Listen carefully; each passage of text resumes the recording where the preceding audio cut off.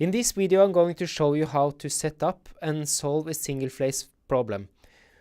To this end we will need a grid, which in our case will be a Cartesian 30 × 30 × 10 grid that covers a shoebox geometry. Then we need petrophysical properties, which in our case will be homogeneous isotropic permeability. And then we need a fluid model, which will be a single phase model with constant viscosity and density. To drive the flow we also need boundary conditions, and we will have gravity in the problem. The boundary conditions consist of a pressure drop from 100 bar on the west side to 50 bar on the east side, and no flow boundary conditions on the rest of the domain. First we use the CartGrid grid factor routine to construct a Cartesian grid. This routine takes two arguments, which is the number of cells in each spatial direction and the dimensions of the shoebox. Once the grid has been constructed, we need to compute the geometry that will be passed on to the discretization. That is, we compute the cell centroids and the volumes, and the phase centroids and the areas. We also compute normal vectors. Next, we introduce the petrophysical parameters. These are represented using a structure called rock in MRST that contains the permeability and the porosity. For a single phase flow model we only need the permeability, which will have one value per cell for an isotropic field. We multiply by Millie and Darcy to convert from field units to SI units, which is a standard unit used by MRST. Given the rock and the grid, we can compute the discretization, which in our case will be a 2-point discretization. To this end we compute the transmissibility that depends on the grid and the rock. Now we have the representation of the reservoir. So let's do the fluid. And this is probably a good point to show you how to use the help system in case you don't know exactly how to input a fluid model.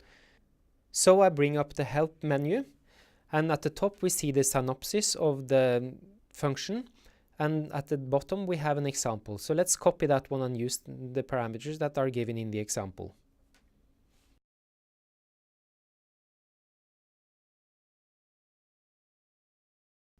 Now we have almost everything.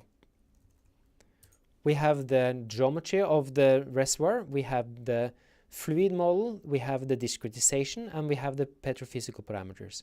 The missing thing is the boundary conditions. To construct the boundary conditions I use the p-side function, which sets the pressure on one of the sides. 100 bar on the west side and 50 bar on the east side.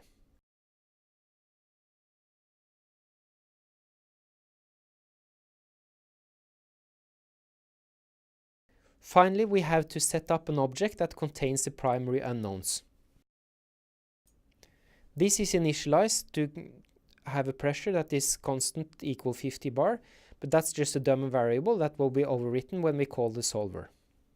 To solve the problem, we'll use the routine incomp TPFA, which assembles the system and solves it. Now that we have computed the solution, let's visualize it.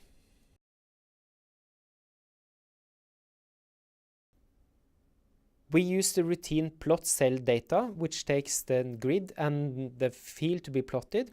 We say that we want to view the thing in 3D, and we add a color bar. The result is unfortunately not exactly what we expected. This looks more like the gravity column that was introduced in one of the first videos. So something is wrong. Let's go back and see what happened. If we examine our calling here, we'll see that in the solver we forgot to include the boundary conditions. So let's go back and include them.